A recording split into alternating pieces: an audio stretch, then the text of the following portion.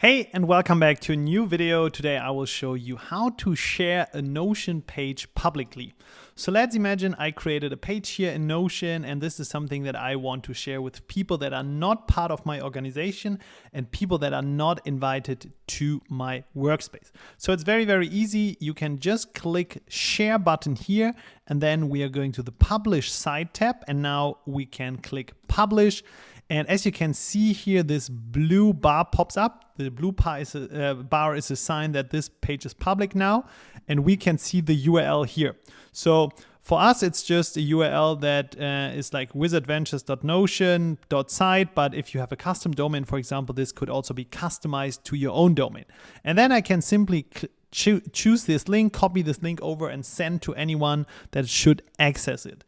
Two important things here. So first of all, we can decide if this page should be indexed in Google, meaning that if the Google crawler is searching the web, should it also take a look at this website? If you don't want it, you can just leave it as off.